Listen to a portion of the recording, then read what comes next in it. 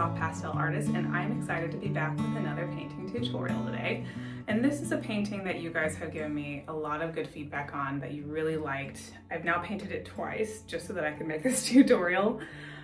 So this, I think, is a really nice example of using light in a painting. And so we're going to talk about today how I was able to achieve this glow that you see in the clouds, and even sort of the glow that you see catching the top of that field in front of us. So I'm really excited to dive into this one with you. I will say, like I do in all of my paintings and all my tutorials, feel free to take your time. I may go faster or slower than you throughout this tutorial, so pause, come back to it, slow it down, speed it up. Just come as you are, paint with what you have, and let's dive in. Okay, let's talk about our setup, our pastels, all the things that it took to make this painting. I'll start with paper. So I used UArt sanded paper. This is a great paper for pastels. It's really, it's exactly what it says it is. It's a sanded paper, almost like what you feel in a hardware store, but it's made for art. I use the 400 grade, that's my favorite, but you can use any paper that you have on hand. I like to have a dry rag around because this is what I'm wiping either my hands or my pastels on as I go, just so that you don't get too much color mixing where you might not want it on purpose. I've got baby wipes for when I'm dealing with really dark pigments that I can't get off with just a rag. I use artist tape that I taped my painting to my tabletop easel, which you'll see in just a second. And then I always have a ruler around, which is what I use to get my horizon line really straight, because that's important for perspective. For pastels and colors, you don't have to have exactly what I'm using, but let's talk about what I have and kind of how I used it. So this is Henry Rocher. This is actually a really, really famous old brand of pastels. They're great. They're really expensive. So if you can't afford these or don't have these, do not panic. I bought this set particularly because I love using this kind of color of green, and I wanted to have the whole range of values from it, which has been really fun. So it goes all the way down to almost black up to sort of this golden light yellow color. This is just nice because these darker colors are what help give us depth. You can see how much contrast is really in this painting. This section here is basically black, and in the light where we're trying to make it glow is white. So it's nice to have that really strong range of colors and values. These rectangular ones, these are Terry Ludwig. They're great. Their darks are so delicious. Like this dark green is really what's in this bottom portion of the painting. And again, that real darkness is what's helping to give it depth. I've got some Unison here. These are little half sticks, which are a great way to buy pastels because you end up getting really good value at a cheaper price point because you're just getting the half stick. And these have been lasting me for almost a year, so they last for a long time. This is a pure white. This is a really important to color have, whatever brand you have, because this pure white is what's going to help make this feel like this is glowing. And then I've got Earthberry here along the bottom. I love using these. I love this rectangular shape. I use to get a lot of texture and details in by using the pastel differently. In general, I've got some really nice kind of cloud sky colors here, and then this half is much closer to kind of the field and the wildflowers. You don't need to have the exact colors, but think about having some, I would say, warmer greens, some really dark colors, as well as some really light colors. Like this is a very pale green, because this contrast is really important.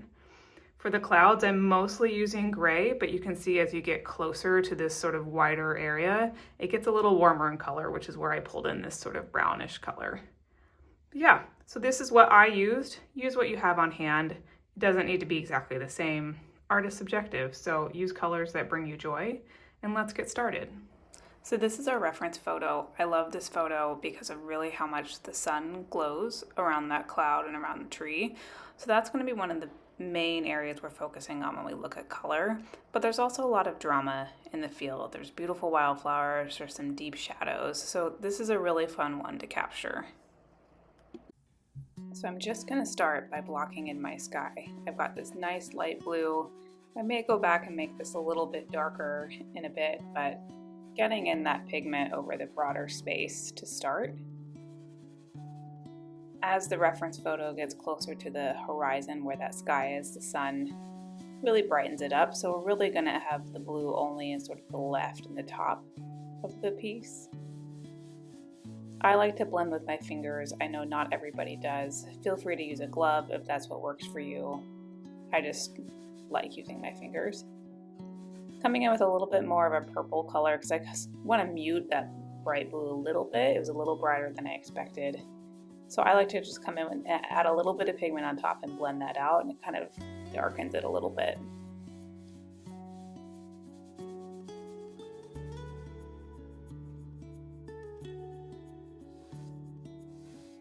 And then I'm coming in with a little bit of a gray towards the bottom. That's to help capture some of those clouds. Just blending it out. Clouds in general, for me in my process, take a lot of layers.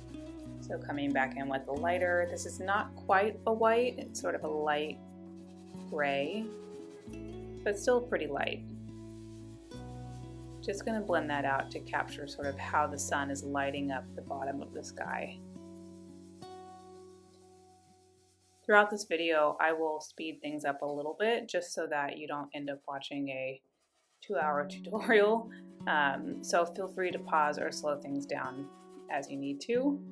I'm adding in a little bit of that sort of warm light gray in the top right as well, because the sky above the sun doesn't quite return back to blue. It's still really lit up by that. So I'm just blocking in broadly what I think my colors are going to be. And then we'll go back in a little bit and add those details around the actual clouds and sun rays.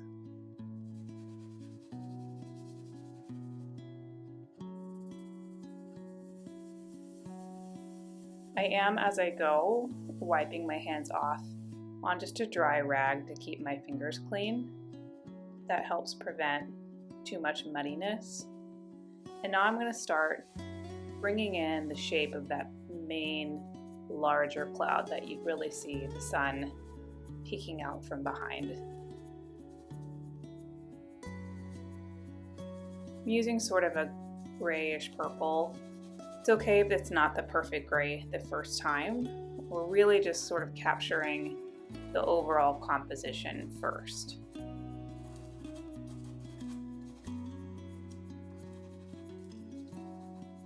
One of the things I'm thinking about as I look at the color choice is I'm noticing that my cloud here, this grayish cloud, is not giving me a lot of contrast to the sky around it. So I'm going to come back in with some different values just to make sure it pops as much as possible. See a little bit darker pigment, just adding that a little bit on top and then blending it out. It's just giving me a little bit more contrast there.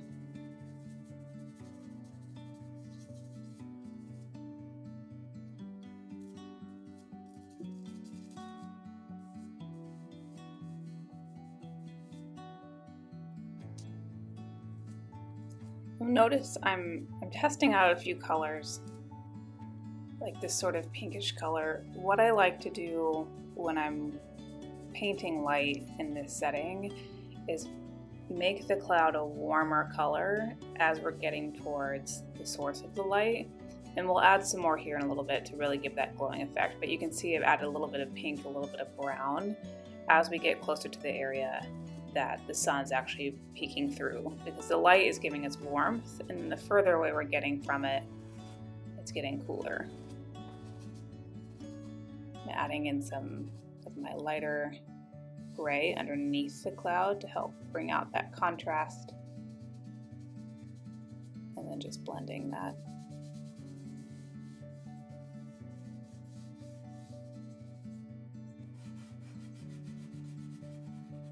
Same with above in that top right corner.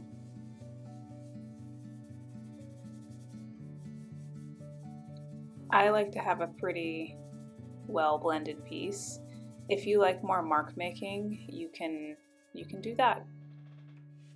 And then this is the only spot in the piece that I'm really using white. This is a pure white. This is a unison half stick white. And only having white in this one section where the real light source is what's going to help make that feel like it's popping. I'm just going to blend that out a little bit. We'll come back towards the end to add a little bit more. But now I've got a lighter, warmer gray. I'm going to bring it around the edges of my cloud, and I'm just starting to add in some details As we know, clouds are not typically perfectly shaped. There's lots of little wispy pieces coming off, so this doesn't need to be perfect. We're really just trying to capture the value.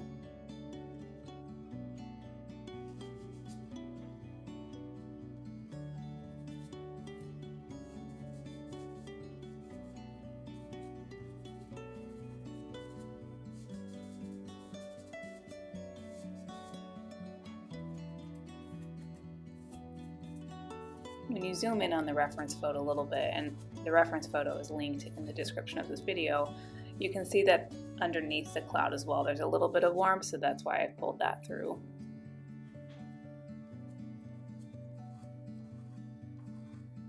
Just starting to define my edges a little bit more around that cloud.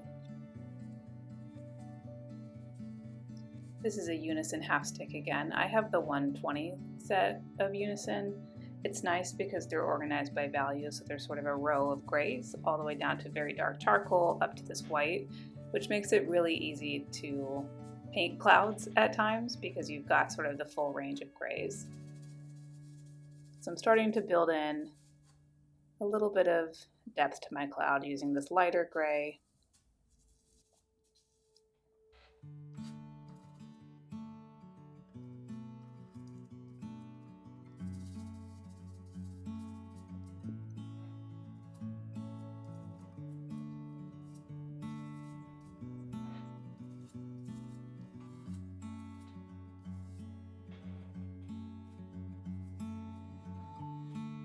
Coming back in with that almost light peachy tan color underneath to help it feel like it's glowing from behind.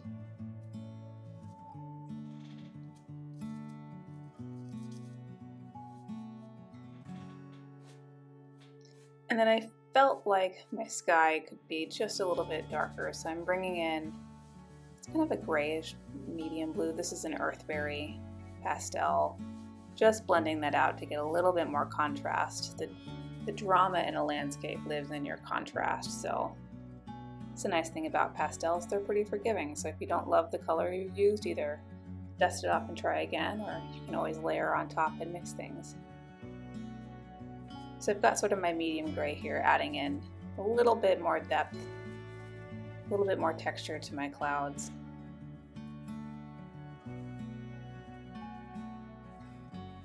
Blending lightly. I'll be pretty frequently cleaning off my finger with a rag just to keep from having too much muddiness or pigment mixing where it might not want it to.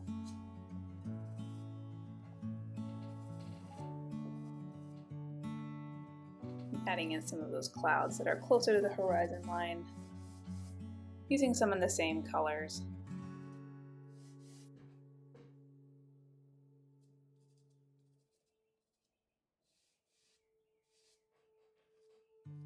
Don't worry too much if you're starting to lose some of the blue towards the bottom of your sky. You can come back in with that light blue. Clouds are all about iterating and layering.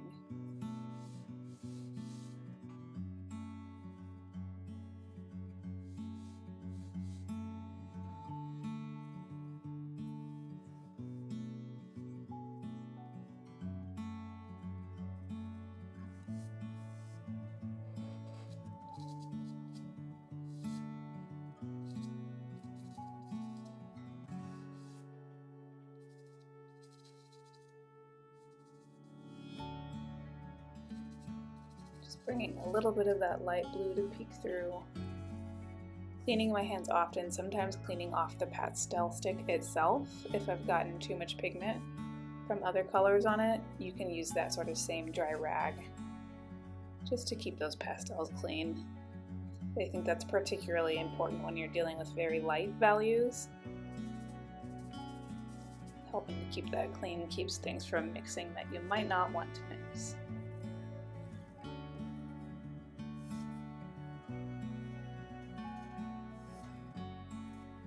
Just adding a little bit of accent on some of these horizontal clouds just to continue making sure it's clear where the light source is coming from, which is just behind these clouds.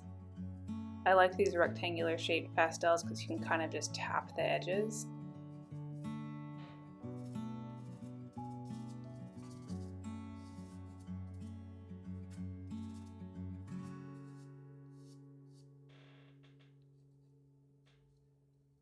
And again, some of this is sped up a little bit, so don't panic if you feel like it's going too fast. Feel free to just pause, slow it down.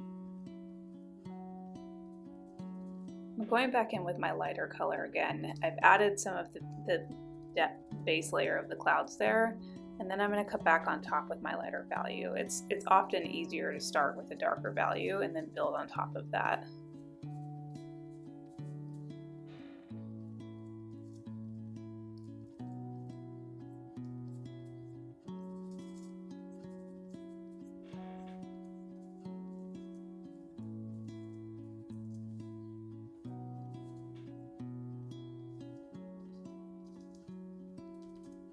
And you don't have to match exactly here what's in the reference photo. Feel free to interpret the clouds as you like. I add in a little bit of extra, sometimes just taking that flat edge of pastel and dragging it a little bit to get those really wispy little clouds.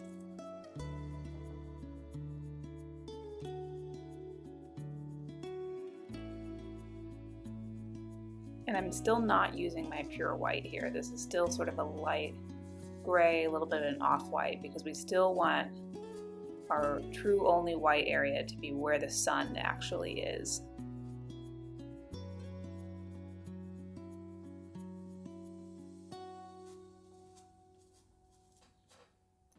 You'll see in a minute, it's still a little hard to see the glow coming through. Some of that you'll notice once we start getting to the trees that are on the other side of where that sunlight is.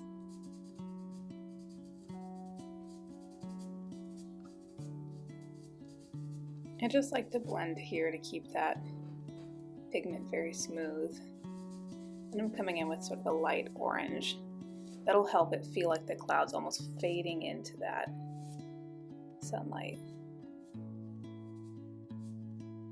And then bringing in, it's not quite white, it's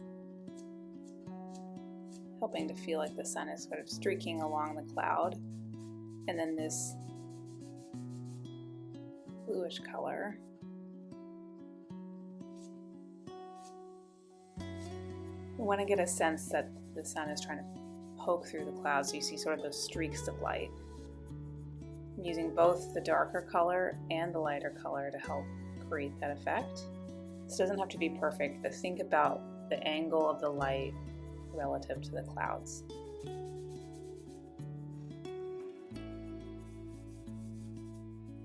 And we'll come back in to add a little bit more definition to the top of the cloud shortly. We're just really trying to get those streaks of light in.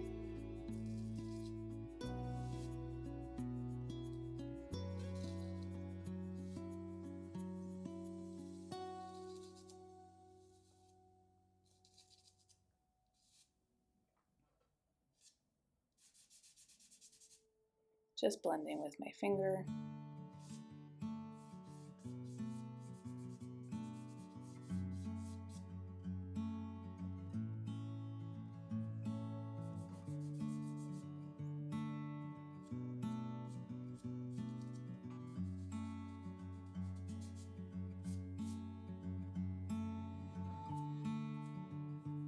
Then I'll come in to start adding a little bit more definition back to my cloud. We lost a little bit as we were blending in those sort of streaks of light, but that's okay.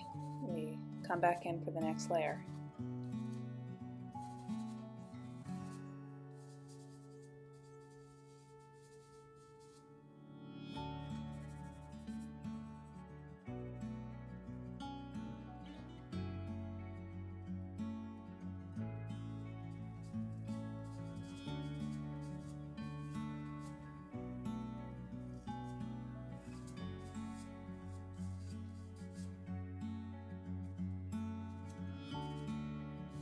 This is a little bit of a yellow underneath, I think helps kind of build on that glowing feeling.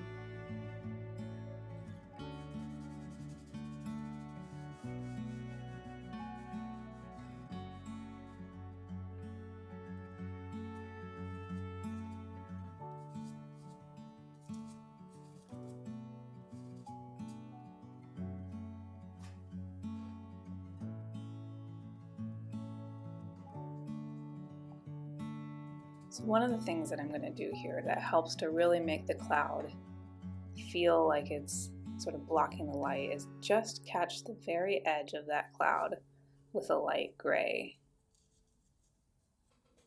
It helps you sort of finalize maybe your cloud structure, but that's really that light trying to peek through the cloud.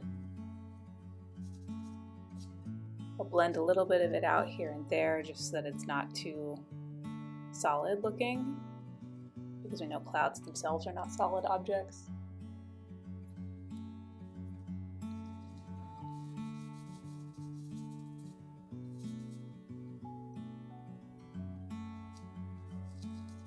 Using a little bit of a darker gray as we get further away from the light. Making sure I've got enough contrast here.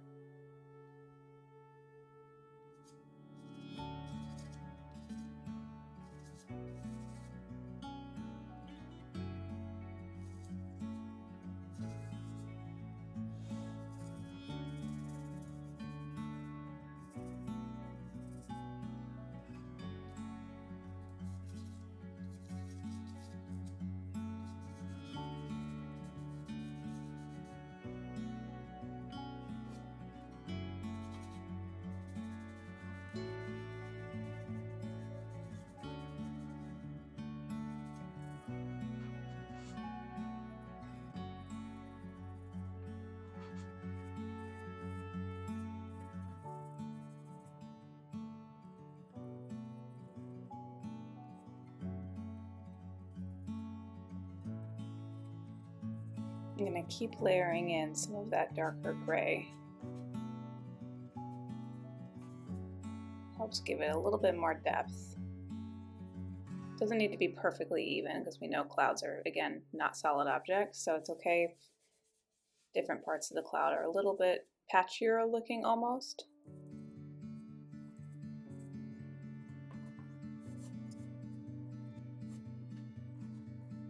And you can see I sometimes jump around a little bit in my painting as I'm either working on the main cloud, coming down to the clouds or on the horizon.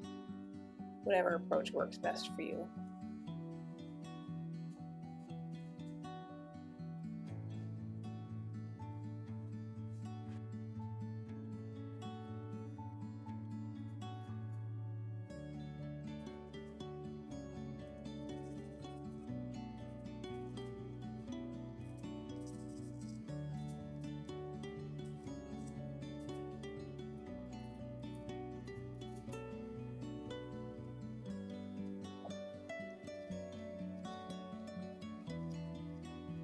Just coming back to capture a few more of those edges.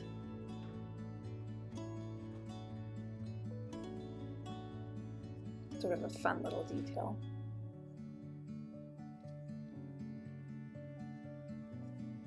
Now I don't outline absolutely every spot on this cloud. I'm really looking at my reference photo to figure out where is the light catching it.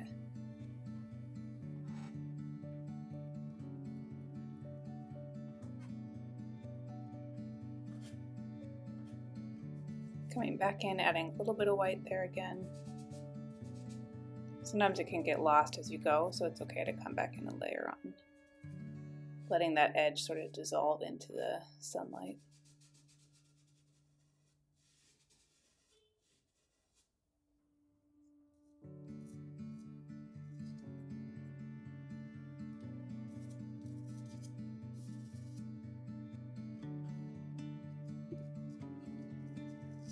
I'm also bringing in a little bit of this lighter color underneath my cloud, so there's a lot of light there as well, so don't skip that detail. There's a bit of warmth coming from there as well, so you see me coming back in with that kind of tannish color.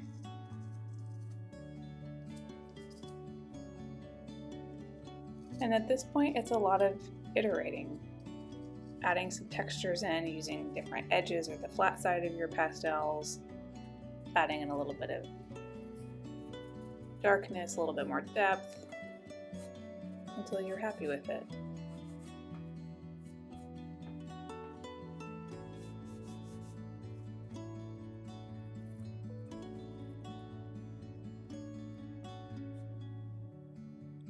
Now we're going to dive into our trees in our horizon line. I'm starting pretty dark. I'm going to ultimately go even darker soon. Do not be afraid of dark values here. We need that really intense contrast to help feel like it's glowing. And that's what gives our painting a lot of depth and a lot of drama.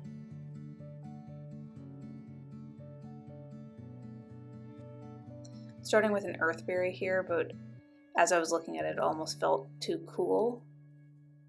So I'll come back in shortly with my Rocher pastels, which you see here. Now this is a very expensive brand of pastel. It's got a really interesting history dating all the way back to the 1700s. But if you don't have this pastel, this is fine. I'm using these because I bought a color or a value set of them that goes all the way from basically black up to like a pretty bright green, yellowish green. And it makes it easier to choose color when you have sort of all the values of a specific color. Many brands do that, so don't feel pressured to buy this particular brand because it's quite pricey, but it's a great pastel. These are very dry pastels. I find they are fairly dusty working with them, at least on a sanded paper, but beautiful pigments. You can see how dark I'm going here. And as we're filling up the tree, we're going to pay attention again to what our light source is. So I've got sort of my darkest colored on my trees on the horizon, and then I'm going to layer on top of them a little bit lighter as I go, so adding in sort of this medium green. And you'll notice if you zoom in on the reference photo that the light is sort of hitting, the light's coming from the right side.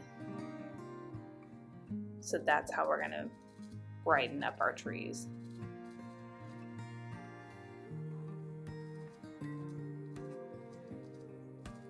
Just sort of dotting in. We're not looking to fill out every single leaf or branch, but just sort of adding in some texture. Then you can see that next kind of, I've gone up a couple of values, letting those trees start to really have the light hit them from the right. And if I ever mix up left and right, it's totally fine to call me out in the comments. I am terrible at left and right. I'm good at a lot of things, but for some reason, left and right is not one of them.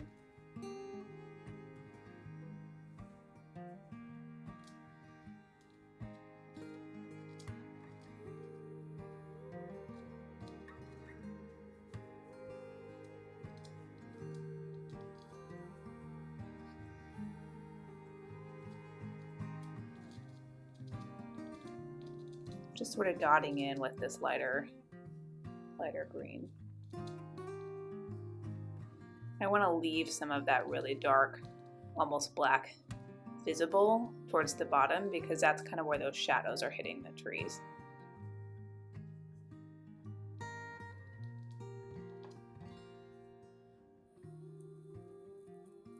I'm just going to fast forward through a little bit of this for the sake of time, but feel free to pause and keep going when you're ready.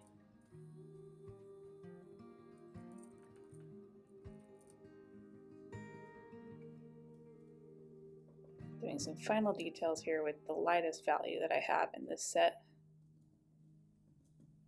I love these really warm greens. I can never have too many greens.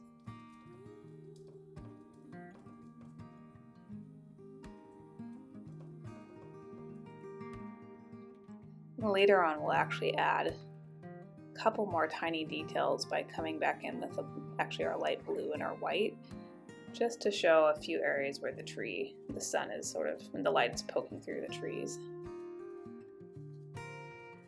So you'll notice I'm going to sort of start blocking in the structure of this closest tree to me. Even though in real life, this tree is probably all one color. When we're painting how it's interacting with light, that's what we're thinking about, not what's the actual color. We're looking at the relative color. What does the tree look like in the way that it's interacting with the light? So I've got very, very dark in the bottom, and I'm going to start working my way up to very, very light colors as I get closer to that sun. And you'll start to see it as you're painting. You'll start to see that sort of glow starting to come through. So it's a very fun moment.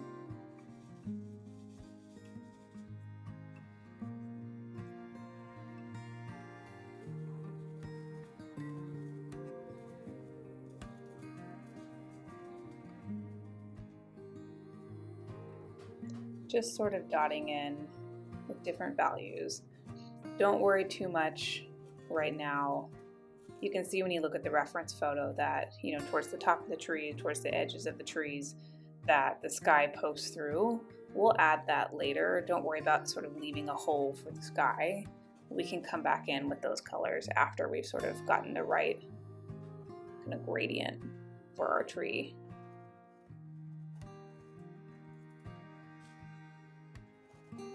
I'm still cleaning off my fingers pretty frequently. See, I kind of tap the pastel. I don't always want to blend it out entirely because I like the texture it might leave behind. So I'll just tap it with my finger, but still really cleaning my finger off with a dry rag between them so that I don't end up with too much pigment. Occasionally, if I end up with a ton of pigment on my fingers, I'll take those baby wipes that you saw at the beginning of the video to clean it off. But for the most part, I'm just using a dry rag.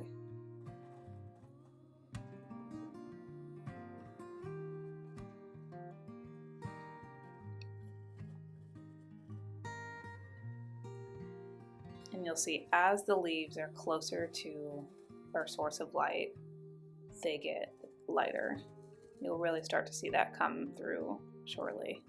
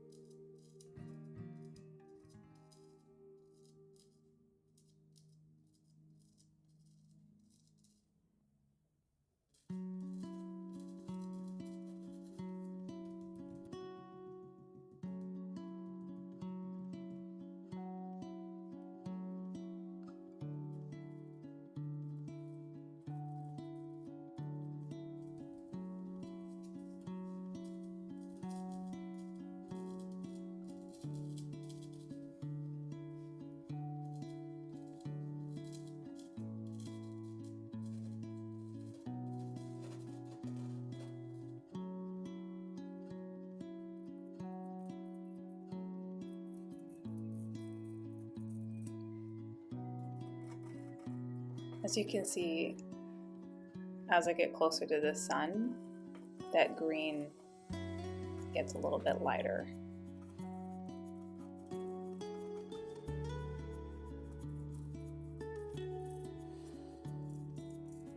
Even lighter here.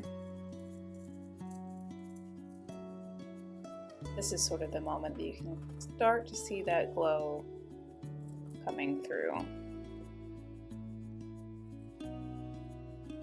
I'll occasionally bring in some lighter leaves toward the bottom just to sort of simulate what we see in the reference photo, but broadly the leaves closest to the sun are going to get lighter and lighter.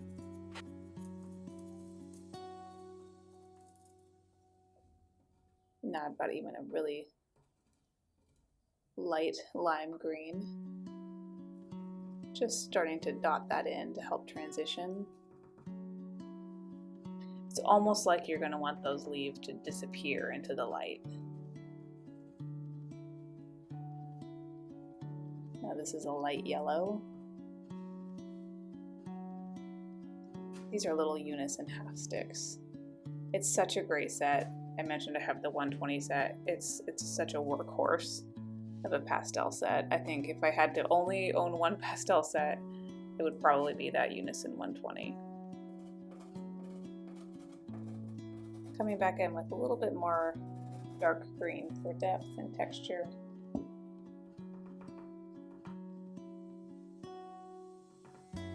Tapping in a little bit of a peach color, I like bringing in that warmth. And here you can see some of those little light details I'm adding in. I think that helps bring it to life.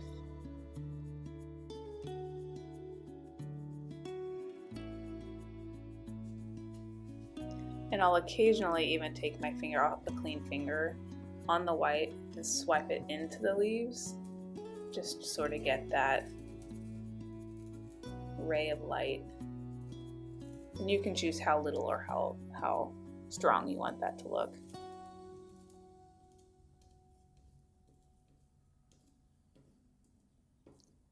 You can also add in a little bit more of texture by, you saw what I was just doing there, was sort of taking the edge of my pastel and rolling it.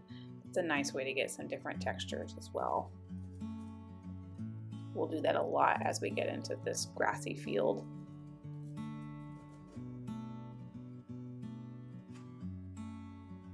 Taking my white there and dragging it into my leaves, helping those leaves and light sort of melt together.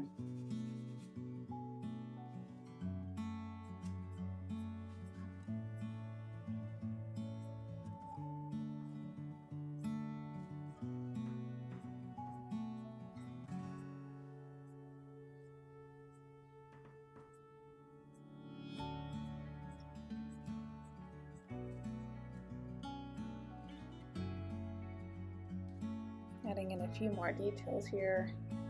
Doesn't have to be exactly to what you have in the reference. We're just helping to suggest to the viewer that there's places where the light is peeking through those leaves. And as you get further away, even though I'm still sort of showing where the light's peeking through, I'm using a little bit of a darker green.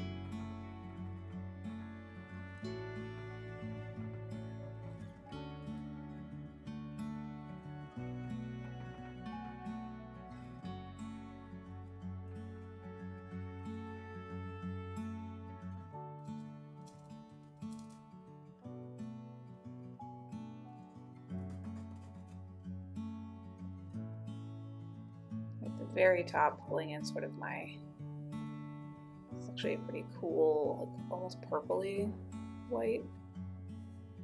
I'm going to do the same in my trees in the distance, just showing where the sky is poking through some of those trees.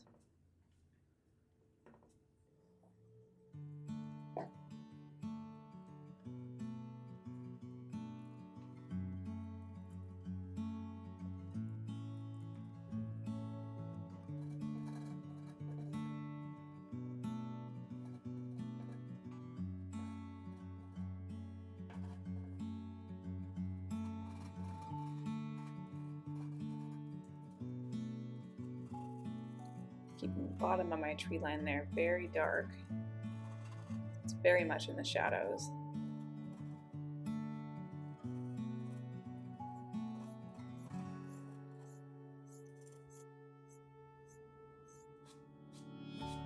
And now we're going to start on our field.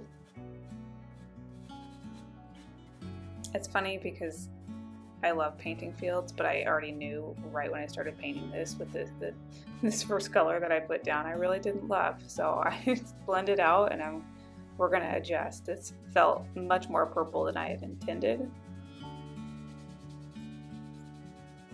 But that's the nice thing about pastels, is you can sort of blend and go over, or if you ever put a color on and you just hate it, you can take a dry paintbrush and dust it right off.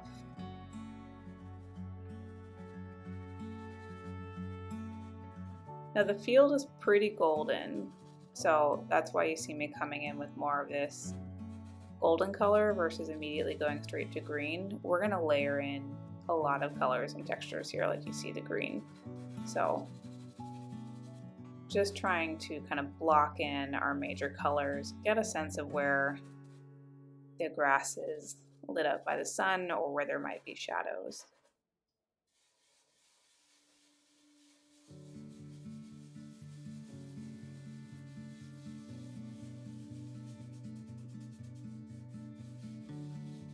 You will also occasionally see me tapping the easel.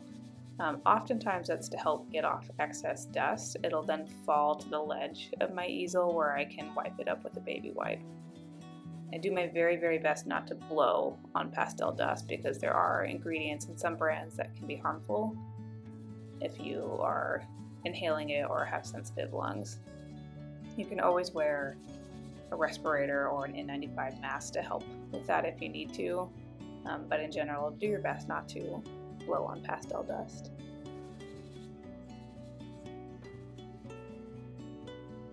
I've gone back in with some darker green, and then I'm just starting to block in some of the colors across that path in the field.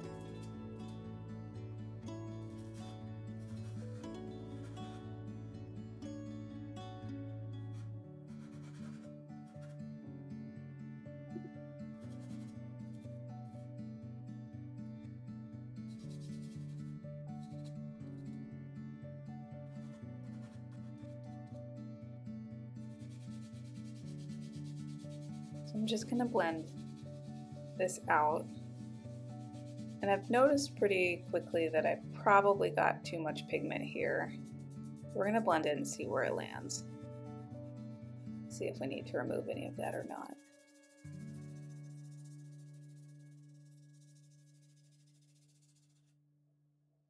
Yeah, so I think I have just a little bit of too much pigment. So this is just a plain dry paintbrush. You don't need any particular brush for this. Basically grab what's closest to me or around the right size. And I'm just dusting this off and then blending. It'll leave some pigment behind, which is great in this case. And that just keeps it from having too much pigment built on the page before I've gone in and really added more detail. So I've started to use, these are some Terry Ludwig pastels, which they have some of the most beautiful dark pigments. And I'm just sort of blocking out where I know I've got deep shadows in the foreground here. Don't be afraid to go dark. We're going to go back in on top of it and add all the details, but having that dark base layer is really helpful to achieve the depth that you're going to want to have.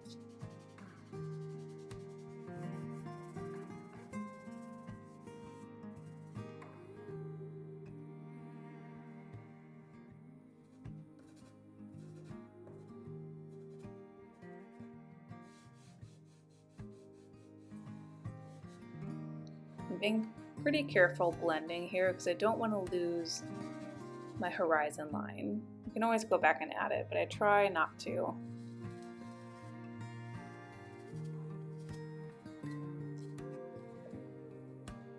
And I'm imagining that the sun is peeking out from behind those trees, but in front of the trees in the very background. So I'm going to keep that green pretty light because I think there's some sun coming through there.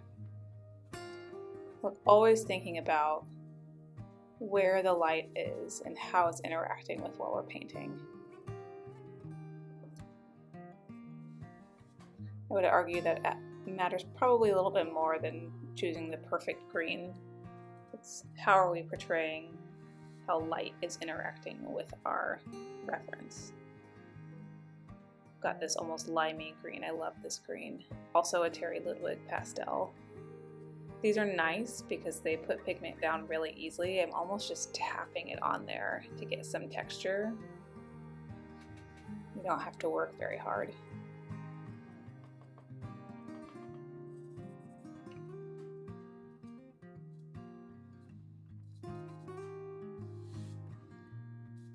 Now this is really where the path is. The path is partially hidden by some of the taller grasses, but it's helpful to get those shadows in at the beginning and then we can build on top of them.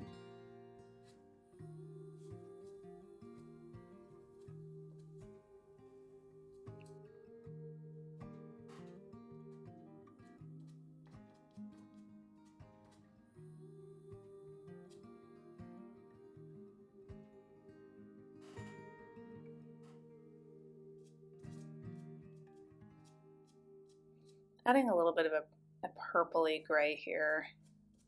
I like it when some shadows have a little bit of purple to it. There's a coolness to that color, which I think helps emphasize that this is an area in a shadow.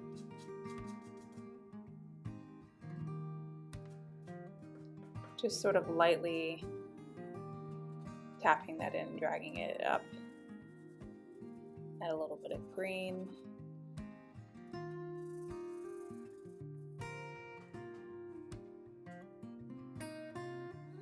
And this is an earthberry pastel. What I'm doing is essentially putting the pastel flat onto that field and just lightly dragging up.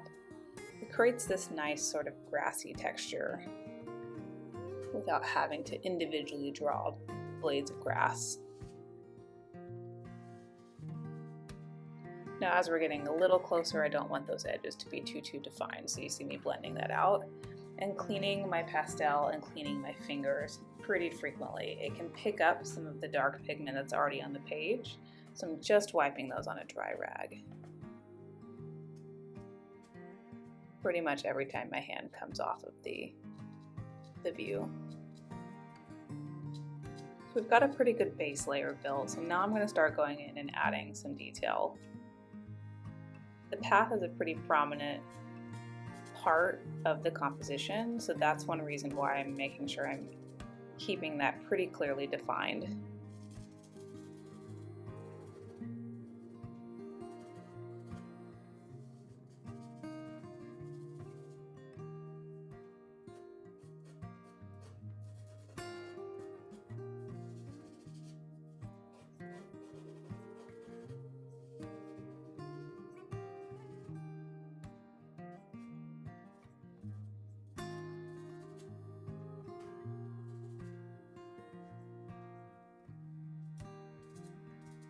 Coming back with a little bit more purple really helps emphasize the shadow. But there's still touches of light coming through, so I've got this sort of golden color. And then this is going to be a lot of building, a little bit like clouds, adding in some layers, blending a little bit, observing, seeing what feels right.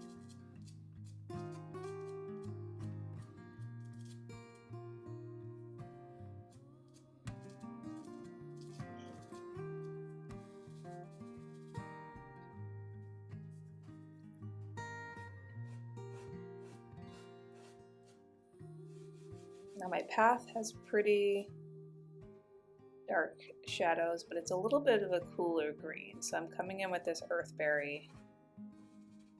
That way there's a good difference between this cooler green and then where you'll see in that bottom corner to the more yellow green to show where the light is hitting.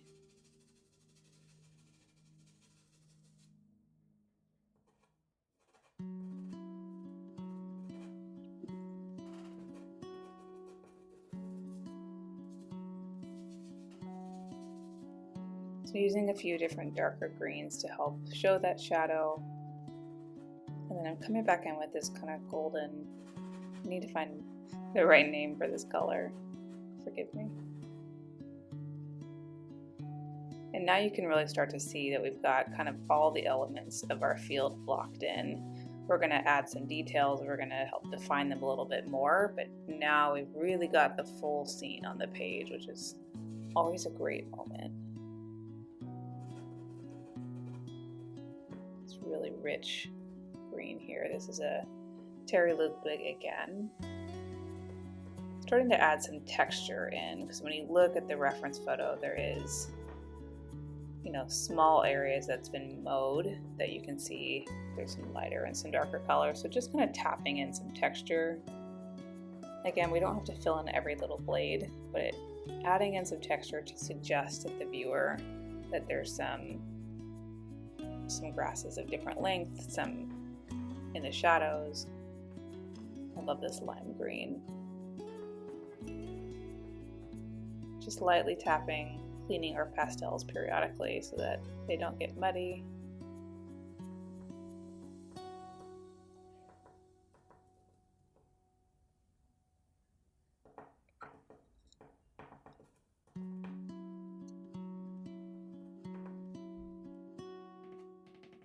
A little bit of brown.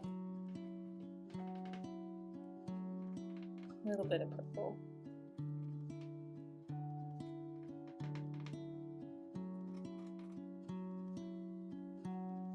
Now we're going to start filling in some more of the details. And this is where it gets, I personally think, very fun, because now we're showing like, oh, that blade of grass or that wildflower was just caught by that sunlight and it's backlit. And I think that's what makes these paintings so beautiful and these reference photos so beautiful. So we're just dotting in some texture.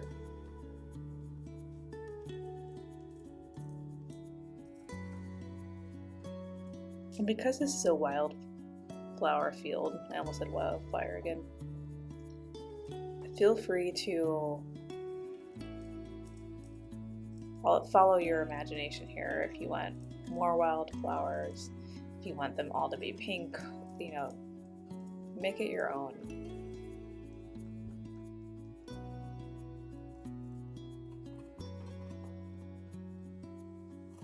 This is very iterative, so you'll see me going in with some greens, going in with purples, just building out the layers.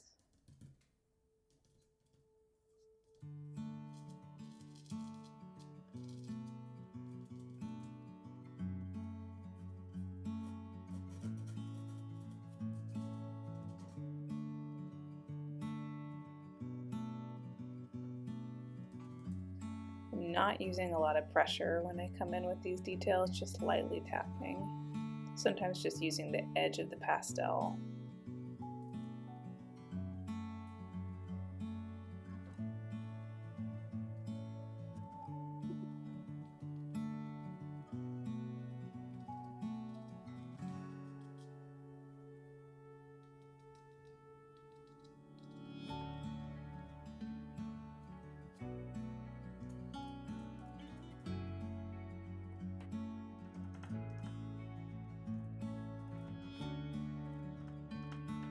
There's so many colors you can use, so feel free to experiment.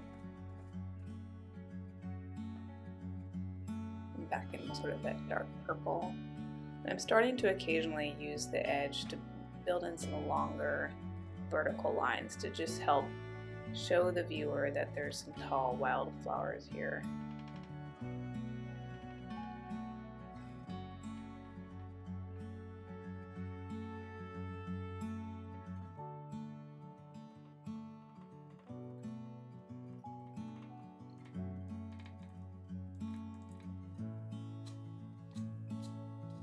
Feeling pretty good about the right side of the path, so I'm going to start working on the left side, adding a little more texture to my path. I love this lime green. Using the flat edge of that pastel to just tap in a little bit of texture.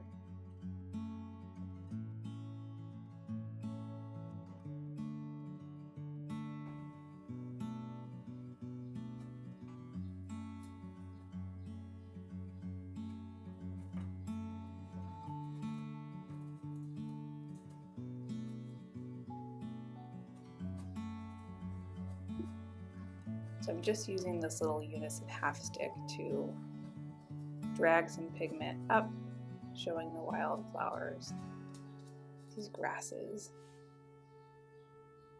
This field really has a mix of this sort of golden brown and green. So it's really just building.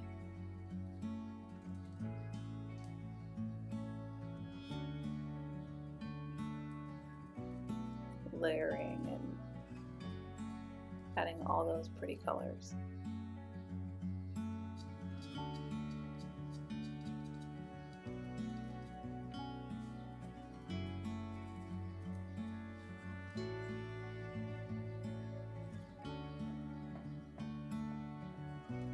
I'm not really doing a lot of heavy blending anymore because all these little textures and strokes are what's going to help make it feel a little bit more real.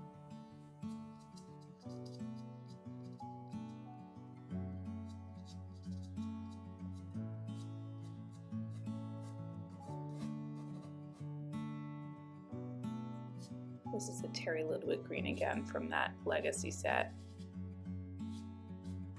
I can't get enough of this dark green. And now I want to capture how a few of those wildflowers are catching the sunlight. So this is another Terry Ludwig. I'm just sort of rolling around the edges of the pastel. Helps to capture that very thin detail. And then we're going to start building. I'm going to go back and forth between a lot of colors. This is a lot of iteration, but always keeping that front area very, very dark.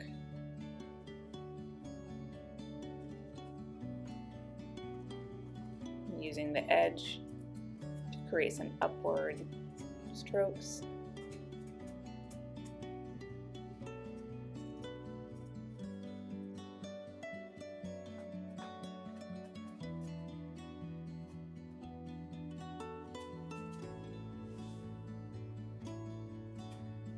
And this is actually a little unison black. Now, a lot of people say not to use black, but I'm breaking the rules. I think it adds more drama. If you don't like it, you can use a darker color that's not black, but I think it's nice. If it works, it works. Starting to add in a little bit of our grassy textures here. I've brought back my Rocher pastels because I love these greens.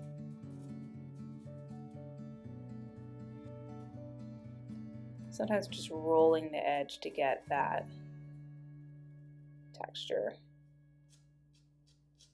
We don't want to have all the same stroke going all the same direction, so it's nice to vary it between sort of drawing the strokes or catching the edges of your pastel, or using, like here, the flat edge of a pastel.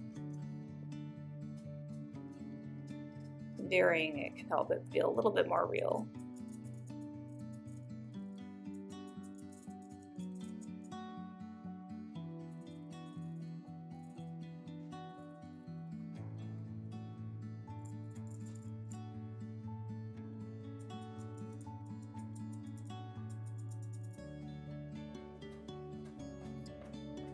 Bringing in my golden color again.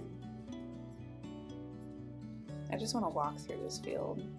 It was a really cold, long winter in Boston, and then spring has been weekends and weekends of rain in a row, so I'm expecting some really nice wildflower fields in the Boston area.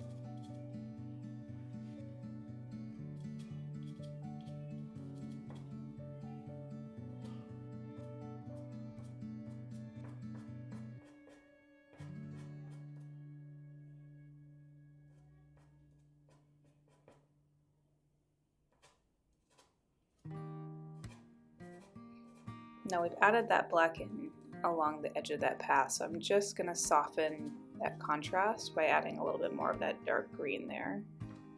And then using the edge of this earthberry pastel to create more of those wildflowers that are having the light just capture it. This is almost a yellow.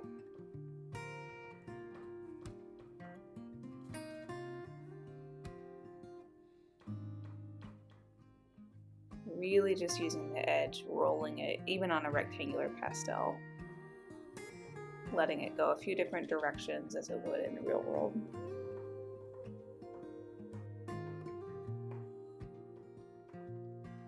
And I'm going to do that with a few different colors.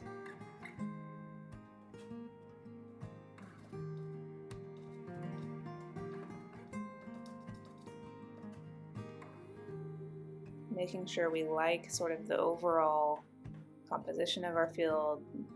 We've got a good sense of where the light is hitting the field and where there are shadows, and then finishing it off in a little bit with some flowers.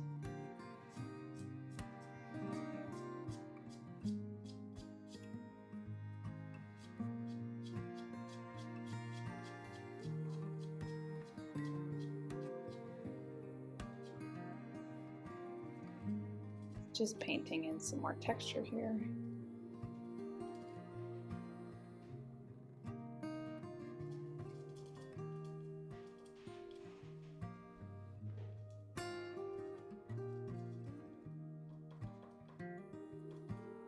I'm going back and forth between darker colors, lighter colors, adding in on top because there's a lot happening in this wildflower field.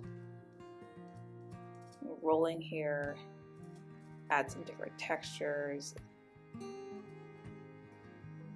You can go a little wild, or as wild as pastel painting gets, maybe building out this section. What I encourage you to do is keep that front section pretty dark in value, so dark greens.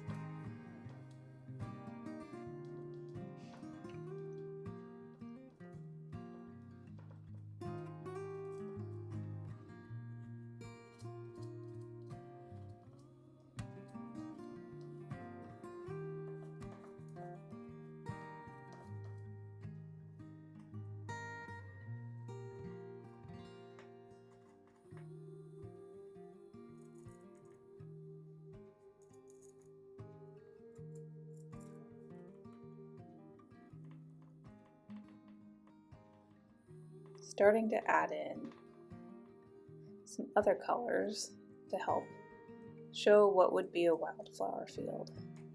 One of my favorite things.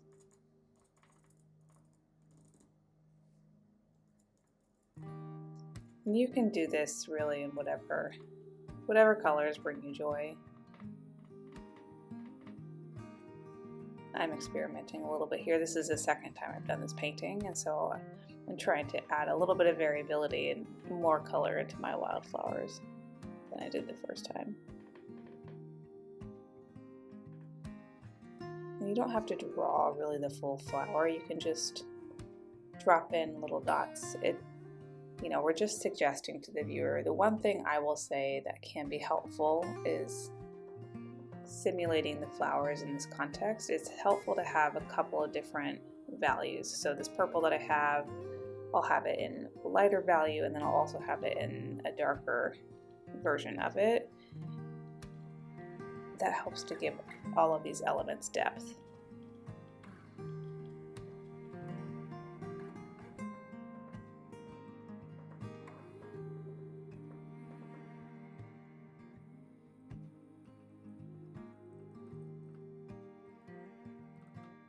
I'll speed this up a little bit just for the sake of time, but take your time, add as many as you want, or as few as you want if you're not a flower person. I love fields that have lots of purple in them, some yellow, even some white.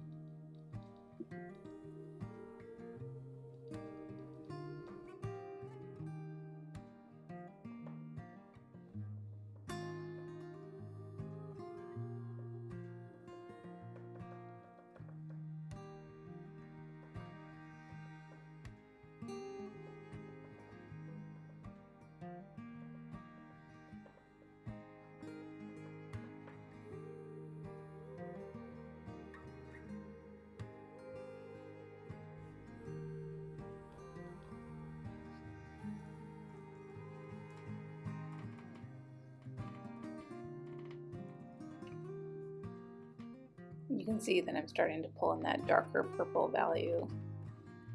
It helps make some of these feel like they pop a little bit more.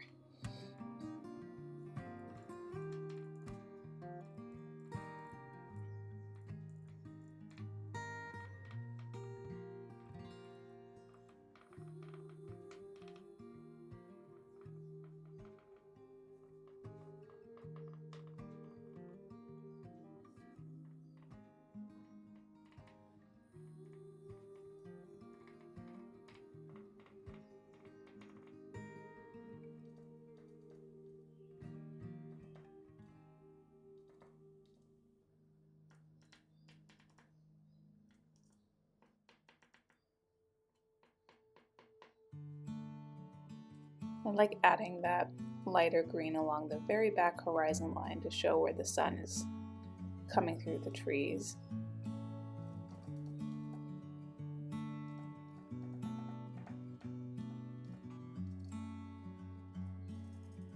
That might have gotten a little bit too light, so I think I'll probably ultimately go in and darken that a little more.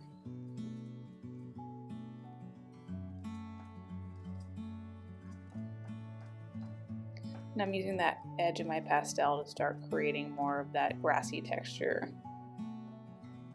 These are terry liquids again, which are great. So you don't need to press very hard, they just sort of drop that pigment on the page.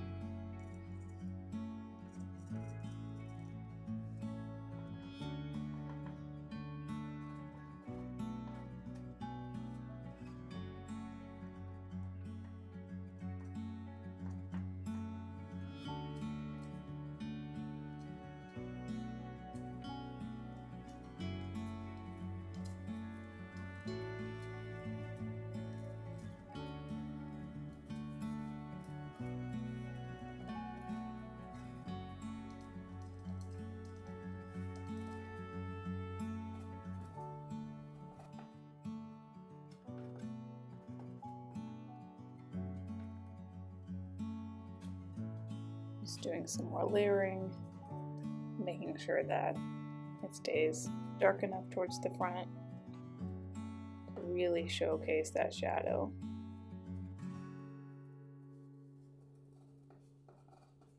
You can see I'm adding a little bit more detail in those flowers with the very dark value.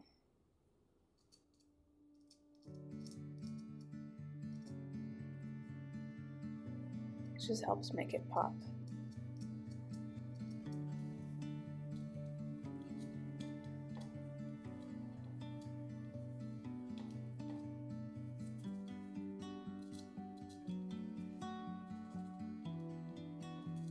Adding in a few final yellow flowers.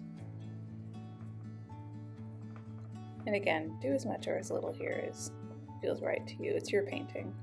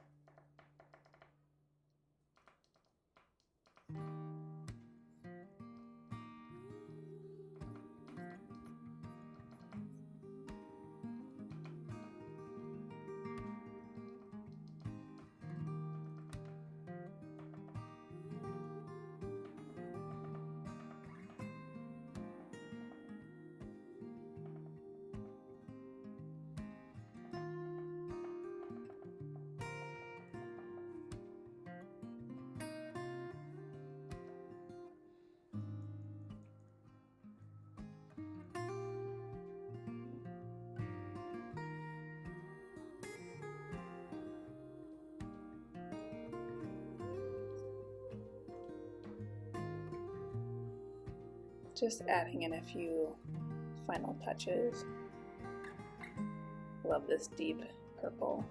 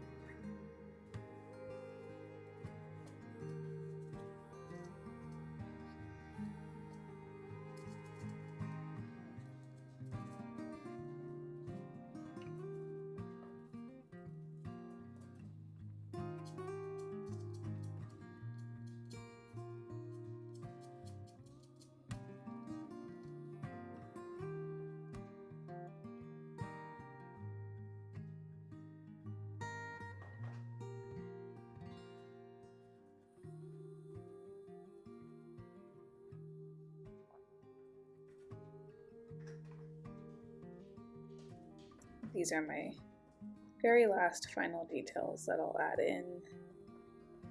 If you enjoyed this tutorial, thank you so much for being here.